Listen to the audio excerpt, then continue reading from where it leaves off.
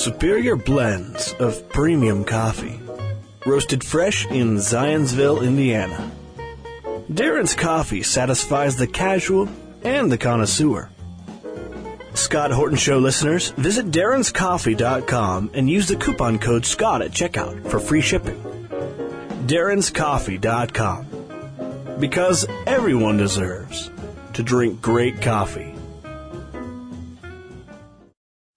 All right, y'all, Scott Horton Show, scotthorton.org for the archives. Sign up for the podcast feed there as well. Follow me on Twitter at Scott Horton Show. All right, introducing our friend Ramzy Baroud. He is the author of My Father Was a Freedom Fighter, and he keeps the website PalestineChronicle.com. We run pretty much everything he writes, I think, at antiwar.com. Welcome back to the show, Ramzy. How are you doing? I'm doing well. Thank you for having me, Scott. Very happy to have you here, and I'm sorry for the occasion, but I know you're kind of used to it. The story of the perpetual tragedy of the siege of the Gaza Strip, of course, is at issue this week after recent exchanges of fire. And, of course, both sides always say the other guy started it. But there is a larger context. Why don't you let us know? Right. Well, to begin with, this latest attack on Gaza, it consisted of about 50 strikes that struck quite, not just in the border areas, but quite deep in Gaza this time, to the point that it's really the harshest set of strikes since the war in 2014, which killed over 2,200 Palestinians. About 80% of them were civilians and included about 400 children. But this latest attack carries a lot of political meaning to it because it happened after two interesting developments. One is that Avigdor Lieberman, the most extremist of all Israeli politicians, was appointed the defense minister of Israel. So this is a man who is known for his fascist and racist statements and very violent past, has been giving the perhaps the most sensitive post in Israel, a country that says security is its most most important priority. The other event is that the agreement between Turkey and Israel to reconcile and to end their political rift. For some Palestinians, I think perhaps too optimistic or if not even slightly deluded, they were under the impression that the agreement between Turkey and Israel would naturally mean the end of siege in Gaza, or kind of a gradual lifting of the siege in Gaza. The Israeli attack, in my opinion, or the strikes, were an Israeli message to the Palestinians that no, not at all, this is not going to happen, not on our watch. The war will continue, the strikes will continue. So now Palestinians are kind of woke up to this, really, the reality of the matter, and that is Israel's business with Turkey is almost entirely separated from the situation in Gaza, and they would have to deal with this perpetual siege and the perpetual war on their own. Yeah. Well, it's almost like talking about American treaties with the Indians in the 19th century or something, that it's almost just like trivia. But haven't the Israelis agreed? Didn't they agree as the terms of the ceasefire? I'm trying to remember. There's so many different wars against Gaza, but at least in the 2008 war, at the ceasefire at the end of or 2008-09, right before Obama took power. Wasn't part of the terms of that ceasefire that they would lift the siege? Well, that's right. I mean, I think your description of relating this to Native American treaties is actually quite poignant. Yes, the 2008, the treaty or the agreement following the 2008 war, 2008-9, was kind of stipulated that they would start a process of lifting the siege, and at least it will be eased significantly, and it will be the beginning of ending the siege. The same situation happened in 2012. Comparatively, it was a minor war, but still, few hundred people were killed nonetheless. 2014 was supposed to be a victory for Gaza in a sense, meaning that the fishermen can fish more than 3 nautical miles into the water. The farmers can actually go back to their farms without being targeted by snipers. And then we start talking seriously about lifting the siege. Well, the fishermen are attacked daily, the farmers are shot at daily, and nothing has happened whatsoever. So it just, and I think Palestinians at this point, especially in Gaza, know this very, very well. Every time there is a ceasefire agreement, I don't think you have that sense of euphoria anymore, that we won and things are going to improve. Not at all. Man, so, one of the problems, of course, that the people of the Gaza Strip have, and look, it's always something, don't get me wrong, like I think this is an honest argument or anything, Ramzy, but hey, Hamas is the elected leadership of the Gaza Strip, and everybody knows that they're a bunch of radical Islamic terrorists, and so how in the world could, the decent Western European Israelis deal with such a bunch of crazy terrorist savages? What are they supposed to do other than keep all the people of Gaza under siege, as long as their will is that their leaders should be these monsters of Hamas? That's right. That's the argument. But, Scott, that my main task academically and intellectually is that I'm a historian. That's what I do for a living. I have a PhD in the subject, and I actually look more at what happened between 1948 and 1967 until today, much more than I actually look at what's happening right now. And that argument you just paraphrased is pretty much the same argument that has been used ever since. The fact is, Hamas and the Islamic dimension to this conflict is really rather new. It really did not start until the late 80s, early 90s. What was the argument that Israel used prior to that? When the resistance was socialist in the 60s and 70s, the core Palestinian resistance were socialists. They were communist groups. The same argument was used then, but it was phrased differently and was placed within a different context. Prior to that, when they were poor, ragtag peasants, selling their land to buy rifles and fight for their families, the same argument. Arab savages, we are civilized Westerners, we are here to, with a new project to make this a civilized place. We are here to make the desert bloom, and those savages, those barbarians are preventing us from achieving our goals. So poor Palestinians actually have been dehumanized from the very, very beginning. This has been going on for like 100 years now. And the dehumanization continues. Sadly, though, we usually don't look back that far in history. And we just look at it within our own convenient context. Hamas, beards, Islamists, strange names, angry people on Fox News, put it within the context of Taliban, Al-Qaeda, ISIS, and it scares the hell out of so many people. But if you actually put it within proper Palestinian historical context, the resistance makes perfect sense. And Israel will constantly find a way to provide the needed pretense to launch any war anytime. Yeah.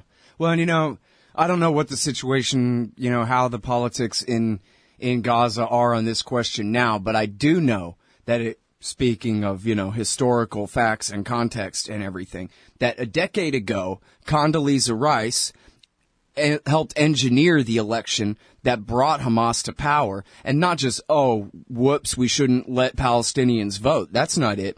She engineered an election right at the time when the government, I guess it was Ehud Olmert's government, they collect all the taxes, all the border taxes and everything, and basically all the revenue for the Palestinian Authority is collected by the Israelis. And they withheld all that money that the PA needed, that Fatah needed, to buy up all their votes.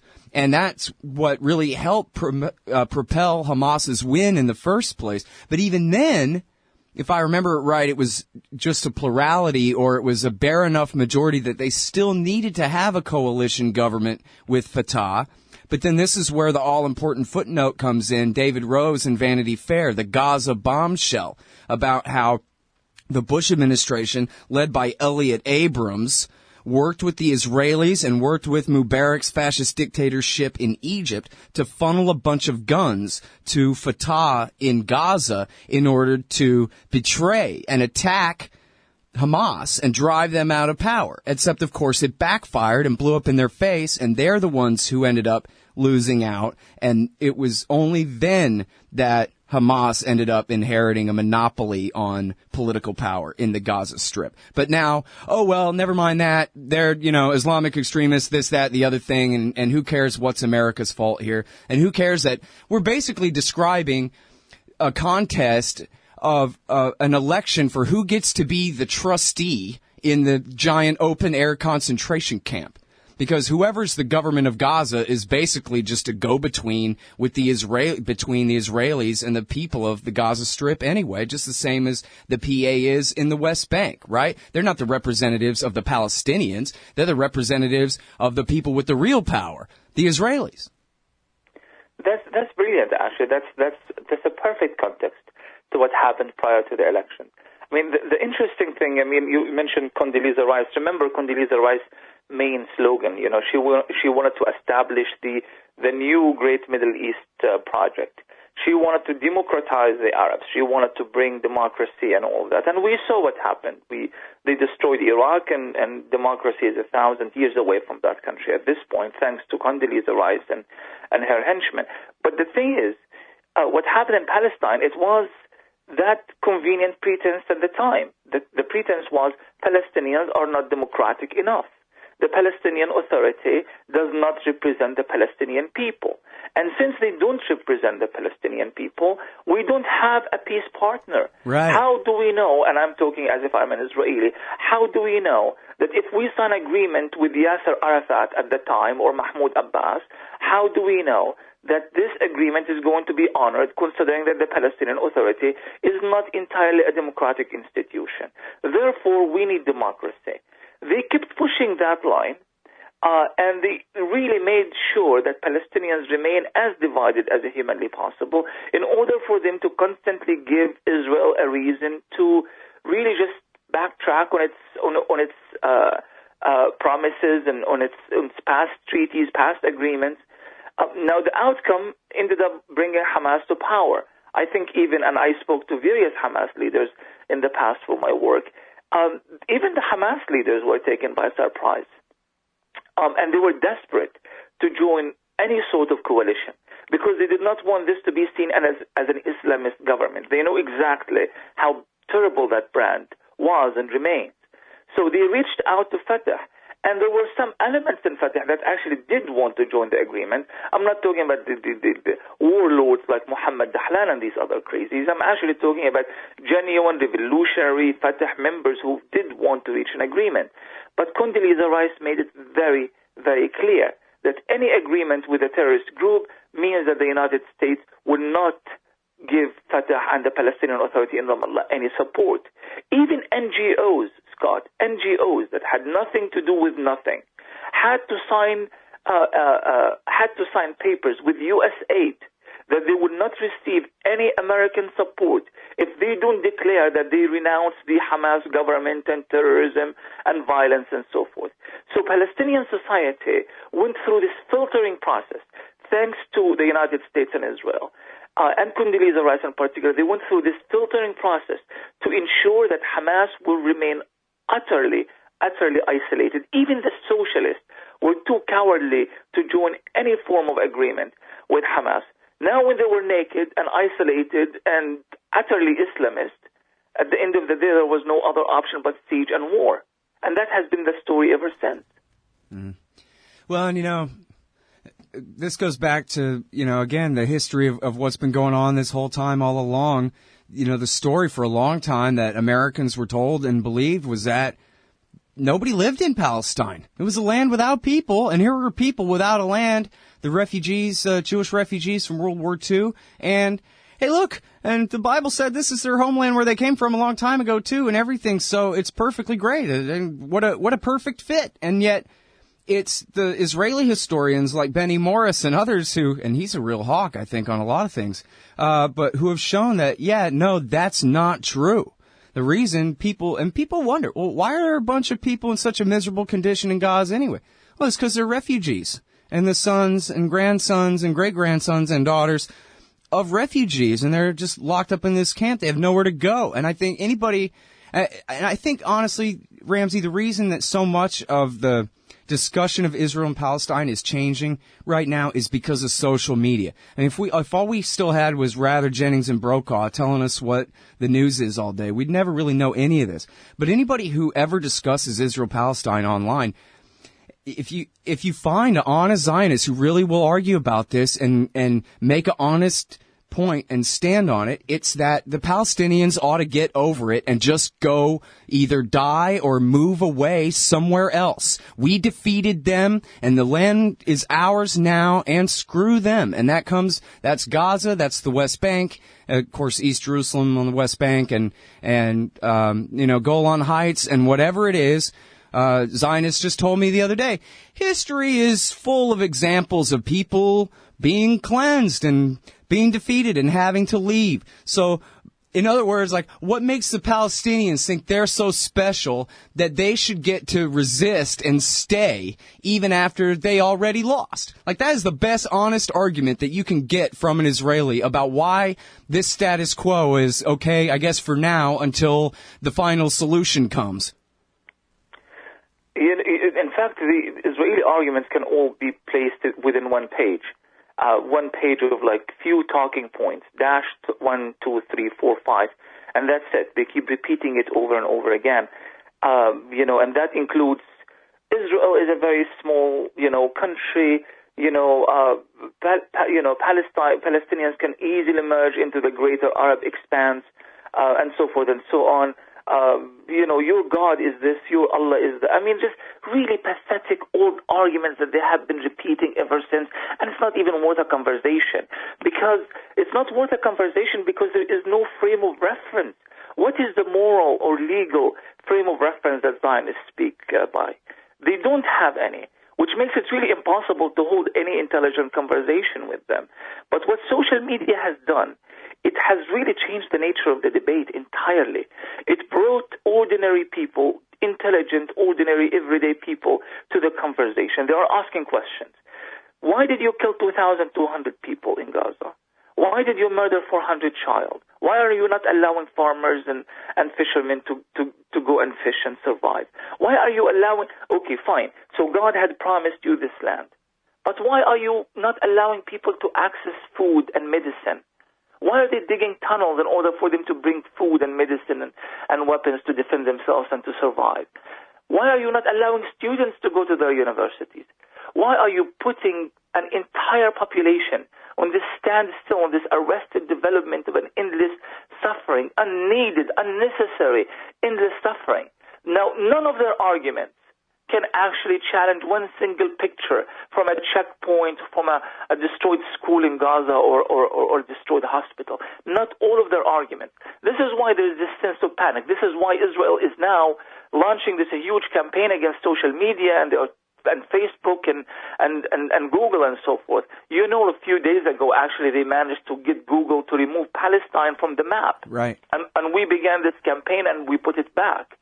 But there's this desperate attempt to utilize the old strategies of intimidations and fear-mongering in order for them to actually win the argument, but they are losing in so many platforms, and they can't fight back using traditionalist type of thinking. Right. I'm sorry, man. I'm out of time. I got to get Land A on to talk about Iraq War 3 here. But I really appreciate you giving us time on the show and helping explain the context of what's happening to the victims, the people of the Gaza Strip at the hands of the Israeli occupation there. And I can't wait to talk to you again. Always pleasure. Thank you for having me. All right, y'all. That is the great Ramzy Baroud. You can find virtually everything he writes at antiwar.com. And he also keeps PalestineChronicle.com. Oh, and that's the show, ScottHorton.org and Twitter.com/Scott Horton Show, etc. Thanks. Hey, Al Scott here. If you've got a band, a business, a cause, or campaign, and you need stickers to help promote, check out thebumpersticker.com at thebumpersticker.com. They digitally print with solvent ink, so you get the photo quality results of digital with the strength and durability of old-style screen printing. I'm sure glad I sold thebumpersticker.com to Rick back when. He's made a hell of a great company out of it, and there are thousands of satisfied customers who agree with me, too. Let thebumpersticker.com help you get the word out. That's thebumpersticker.com at thebumpersticker.com. Hey, y'all, Scott Horton here for WallStreetWindow.com. Mike Swanson knows his stuff. He made a killing running his own hedge fund and always gets out of the stock market before the government-generated bubbles pop, which is, by the way, what he's doing right now, selling all his stocks and betting on gold and commodities. Sign up at WallStreetWindow.com and get real-time updates from Mike on all his market moves. It's hard to know how to protect your savings and earn a good return in an economy like this. Mike Swanson can help. Follow along on paper and see for yourself. WallStreetWindow.com.